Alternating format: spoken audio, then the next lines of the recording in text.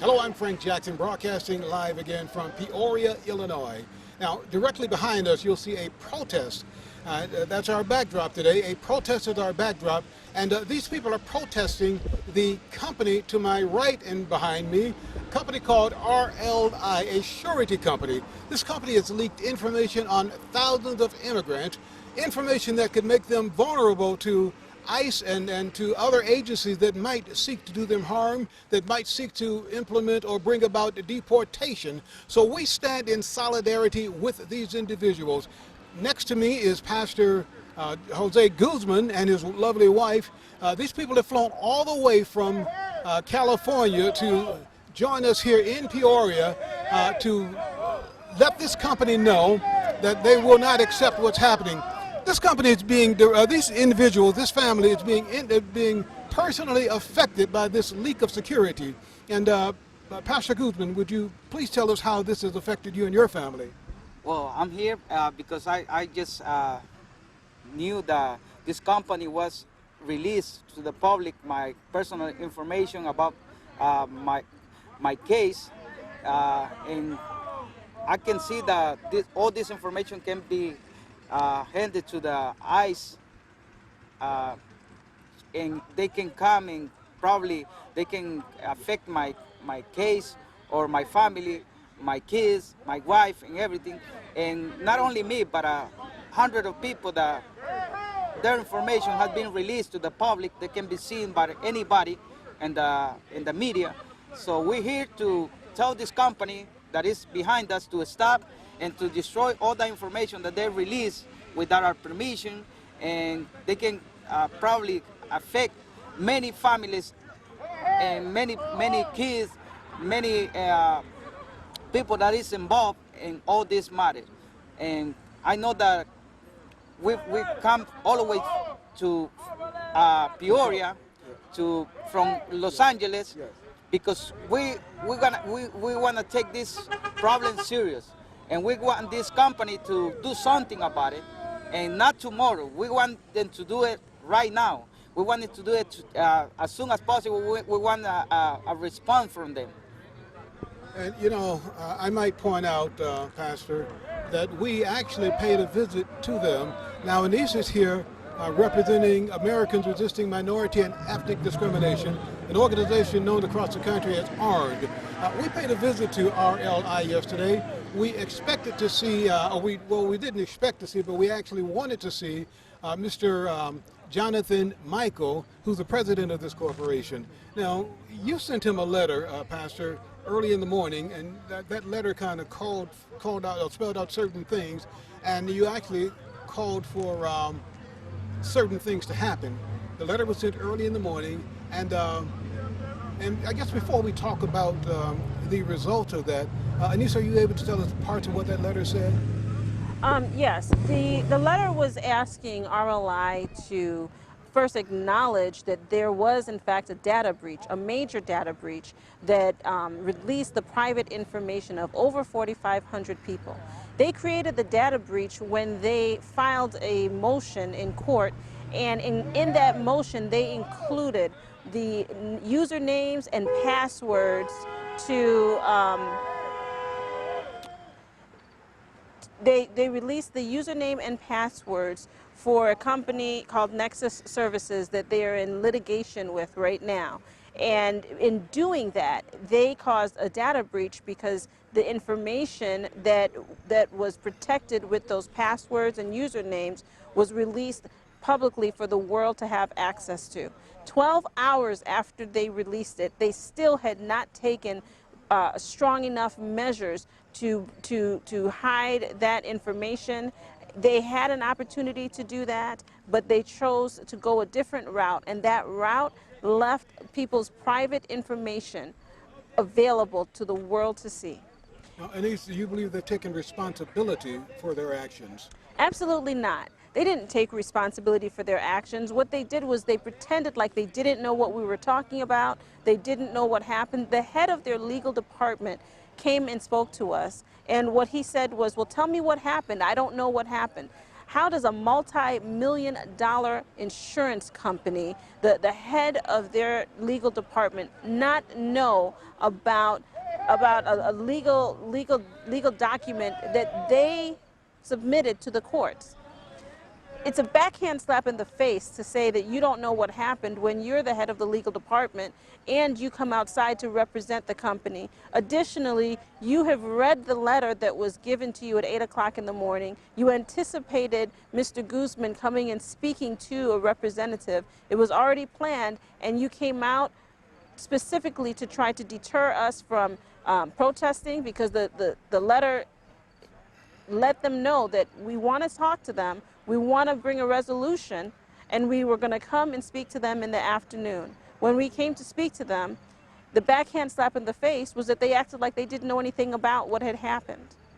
So from a I guess the business side of it, that would be the litigation between two corporations. Pastor, your lovely wife, I don't think that has anything to do with you, does it? No, that doesn't have not anything to do with us. We just came yesterday, and because we wanna fix the in person, we come because we wanna have a conversation with Jonathan Michael, so he can explain us why he released, or why he permit their company to release that important information that can affect, Including your name. including my name.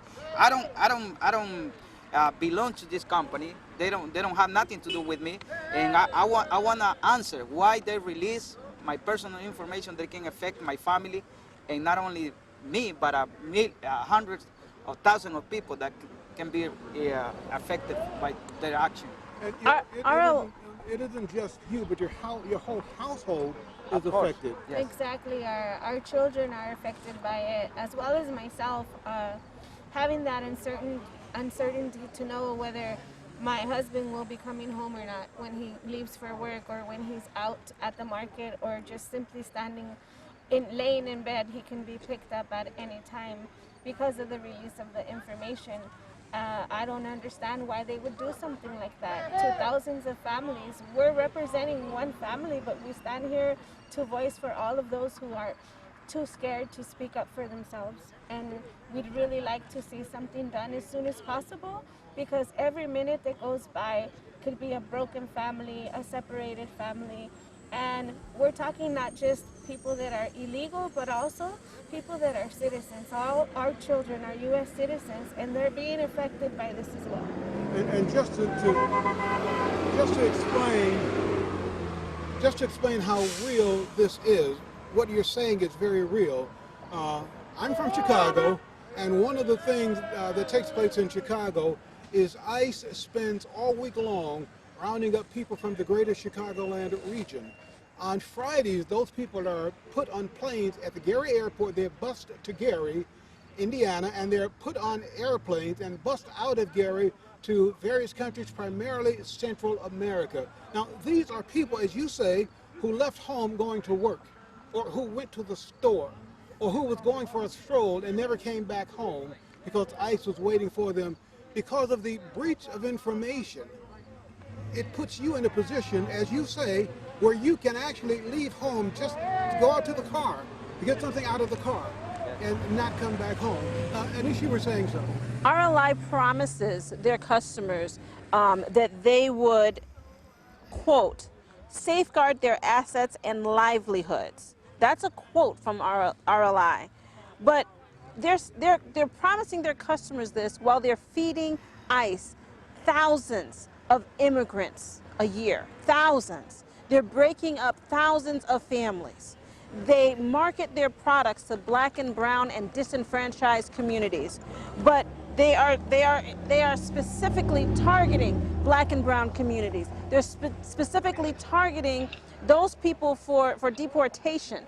They're giving the names to ICE. They're leaking data. A data breach is a serious thing. And when you cause the lives of over 4,500 people to be affected at this level, the lives of 45 people, they can find themselves in jail, they can find themselves deported, but you promise to safeguard their security, safeguard their livelihood. It's an oxymoron what they're doing. You see, I was also told, Anise, that someone from RLI made a statement that they felt it was their obligation to release this information to ICE. Is that correct? I don't have the exact quote on me, but yes, that is correct. It was it was the president of RLI that said that, and it was at a legal deposition. Okay. I don't have the exact quote, but Okay. I will make sure to get it to you. Something to the effect of being obligated to release your information, Pastor, and the information of others like Pastor Guzman to the ICE. And this is a horrible situation for you to be in.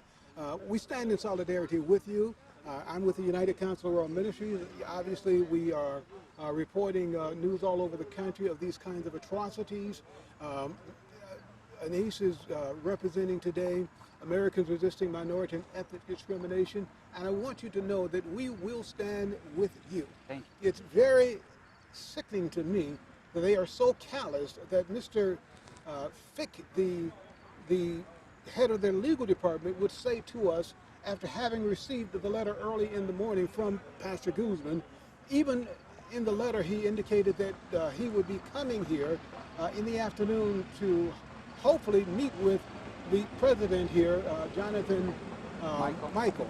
Now, the problem I have, this is the real problem, they could have given you the respect of calling you, contacting you. Did you put your contact information on there where they could call you? Yes, of course. And the letter is has all my information, my email address, so they can send me any answer. I've been waiting for them to contact me, but with no I haven't received any message from them yet. And when we showed up here at their front door with news cameras, they didn't want us to come in, but it was clear that he knew about the letter. He knew about your letter, but again, as Anisa said, as you have said, it was so much of a backhand slap in the face when they would say, well, I haven't had time to go over it. Something that affects thousands of individuals and their lives and their families, to say that I haven't had the time to go over it. And I believe that because it doesn't affect people like him and people who look like him, that it's just not a priority for him. They're probably more busy trying to, as you said, Anise, market their product, their auto insurance to the black and brown community. I think that's more of a priority than than keeping you alive, Pastor. Of course, I feel very hurt because that response that they showed me when I came to their door, like, you know, I specify in the letter that I will come and I want to speak with the Jonathan Michael to have an answer from them. But when they told me that they don't have the time to read the letter or find an answer for me, and not even I don't feel welcome from them because they don't wanna let me in to the building behind me. So I feel, because I travel all the way from California, because this thing really mattered to me. I wanna get it fixed, because I don't want to live with that fear in my heart, and not even my kids, my family, and all those people that right now I believe that they're scared to death. Now, when their spokesperson said to you all that they, and he was speaking for all of them, didn't think enough about you to take the time to read your letter after having received it hours earlier, how did that make you feel? Now, I asked that because you actually broke into tears. Yes, of course I did. And it feels like if we do not matter, like if we're not important. I believe that every human life is important, and it makes me emotional still because of the fact that it affects my children, it affects me, my community, and many other people and many other families. And it's not fair that we'd be put on hold because we're not important enough to be taken into consideration. I feel we could have at least been invited into the building and had, you know, if he was not available, to be attended in a different manner, but we were not welcomed, and we felt that, and it needs to stop. Everybody is important. Every human life is important. And did you get the idea that they were trying to, that he was trying to play hardball with us. He kind of got a little upset with the fact that you actually had the audacity to come here and ask them to stop hurting you and your family. It was like that made him upset. Yes, because I did ask him, why would this company do this to us? What have we done to them? We don't know them. How could they put people in that type of fear where you can't sleep, you don't even want to eat, and you just feel like as if you can't go outside anymore or do anything because you don't know if you're coming back or not, or if your loved one's coming back or not. And I just asked him why would they do that, and he said he couldn't answer because he didn't know what was going on exactly.